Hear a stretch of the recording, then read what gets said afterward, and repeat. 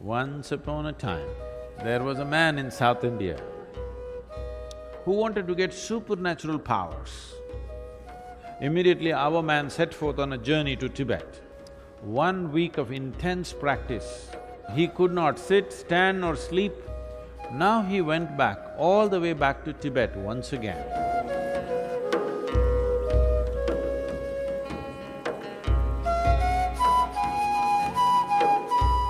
Many things in life seem to be romantic and magical. Right now, the flowers are blossoming in the jasmine plant out there. Such nice fragrance, looks magical, romantic. But there is a science and technology as to how to make it happen. Yes or no? One who knows what the plant needs and does the right thing, only he will have maximum flower and maximum fragrance, isn't it? Yes? So if you want flowers in your garden, what do? Flower, flower, flower, flower meditation.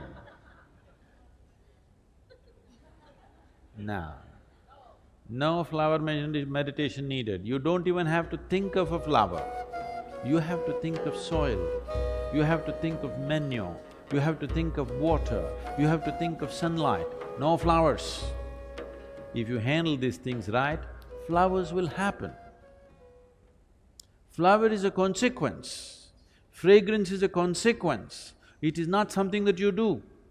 Similarly, meditation is not something that you do. If you handle the body, the mind, the emotion and the energy properly, you become meditative. If you try to meditate, you will go crazy. I must tell you one story. Once upon a time,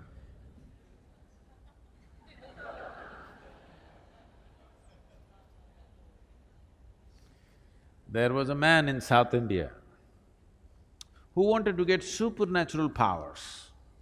What are supernatural powers, you know? Supernatural powers, you know what they are?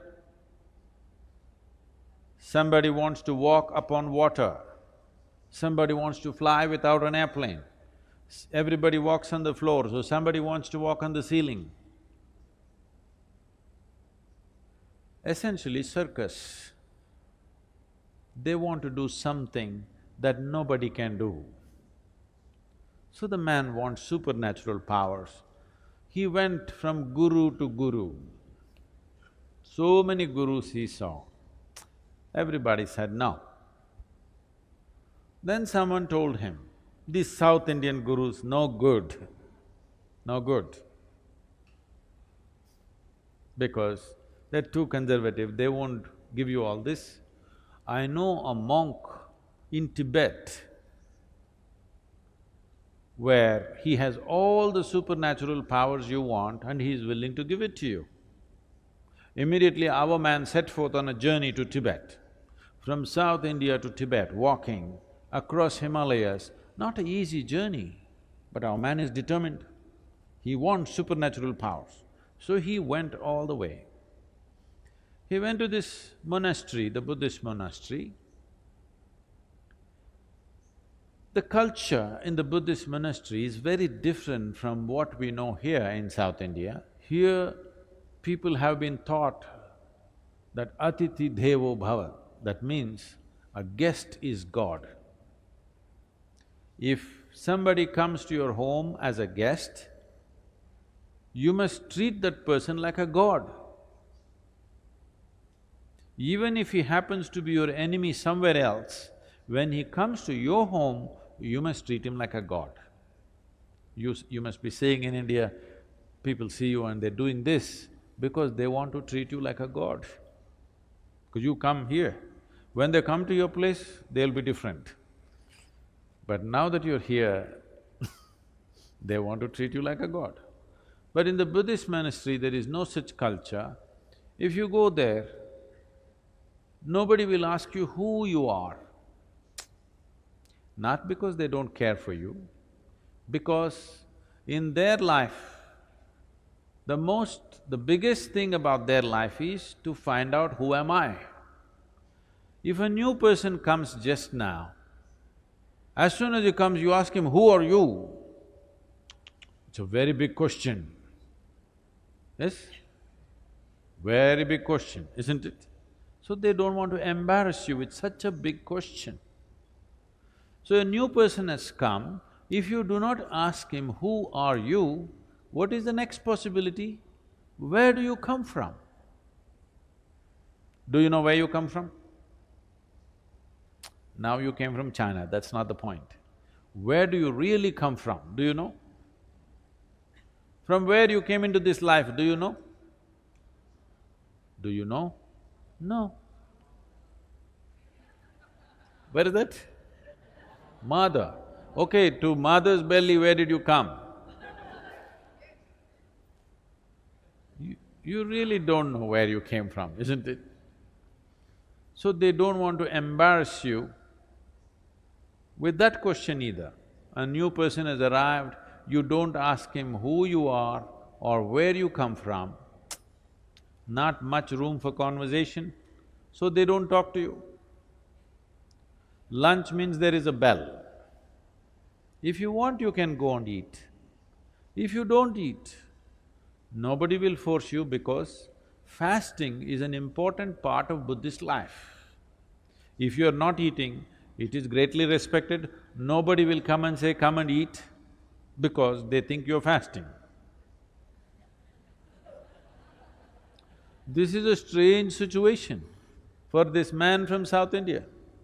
Because in South India, you must know this, if you go to somebody's home, it doesn't matter at which time of the day you go, you must eat.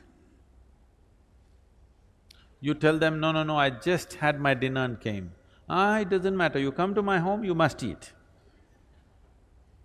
Because this is hospitality.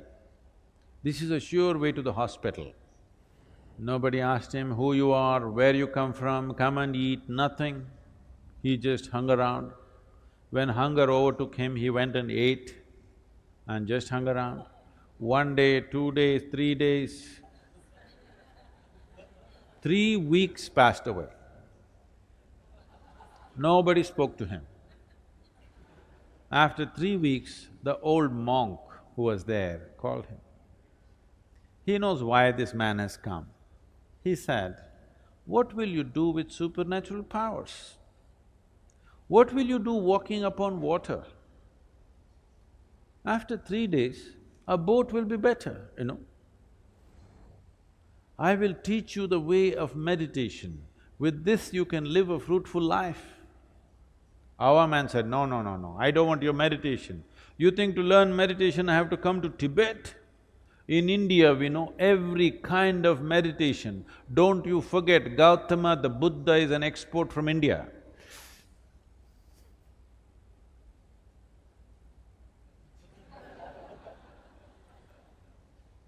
In many ways, the monk tried to dissuade him, but our man was determined, I want supernatural powers.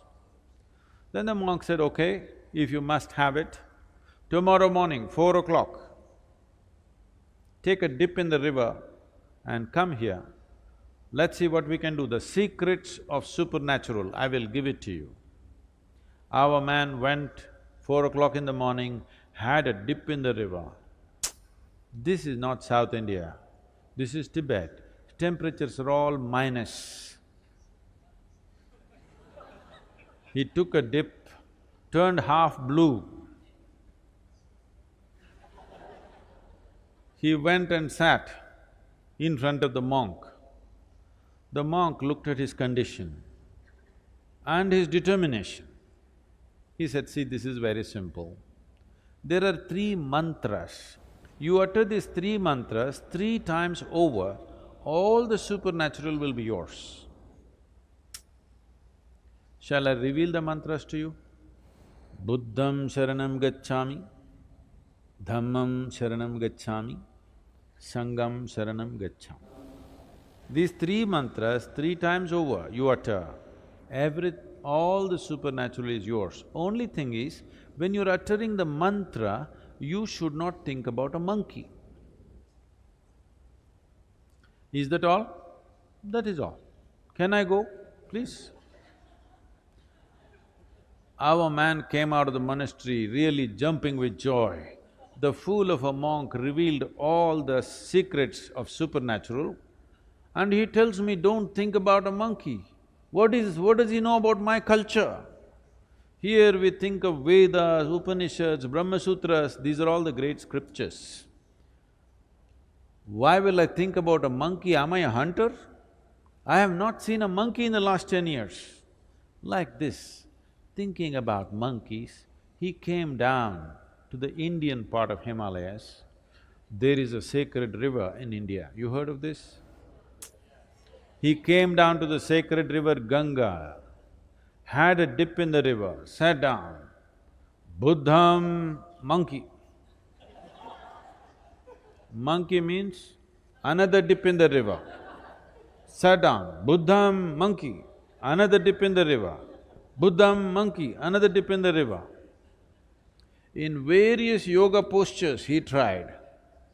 Bu means monkey comes. 1 week of intense practice, he came to your place, he does not have to do anything, only monkeys, inside monkeys, outside monkeys, a universe full of monkeys.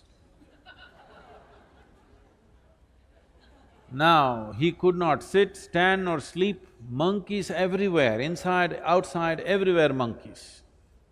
Now he went back, all the way back to Tibet once again. He went to the monk and said, I don't want your supernatural powers, first relieve me from these monkeys.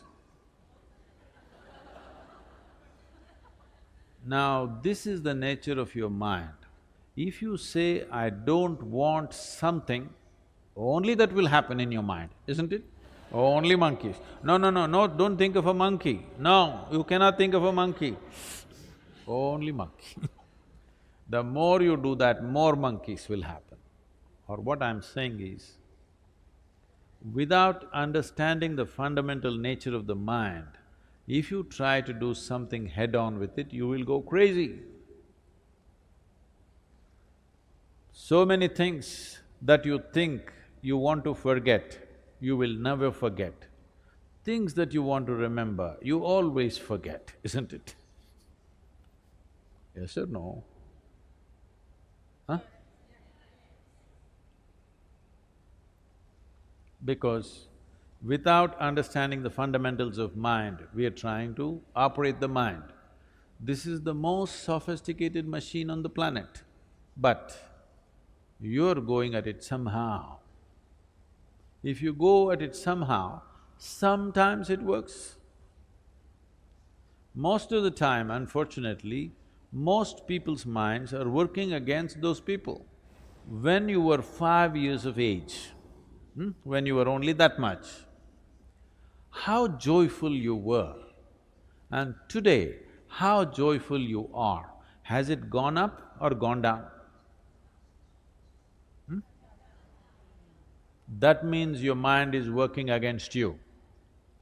It is working against you simply because without understanding the fundamentals of what it is, you're trying to operate it. If you have a sharp knife, you must have a steady hand, yes? Yes or no? If you have a very sharp knife, you must have a very steady hand. Unsteady hand, you will either cut yourself or cut somebody.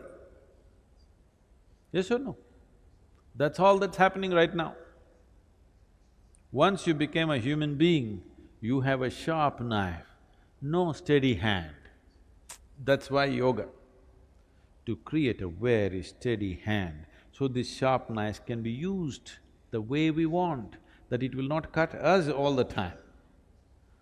Right now, all the misery that you see on the planet, all the human misery that is happening on this planet, where is the manufacturing unit? Shanghai? Where is the manufacturing unit? In your mind. Every kind of misery is manufactured only here. This should be manufacturing bliss for you, ecstasy for you, but it's manufacturing misery because there's no stable platform, it's all over the place. Once this mind begins to work for you, Once you are blissful by your own nature, there is no fear of suffering. Once you become like this within yourself, that your mind takes instructions from you, whatever happens, I will keep this blissful, this will become magic. This will become a fantastic instrument of well-being. Now you would like to explore the full depth and dimension of this life.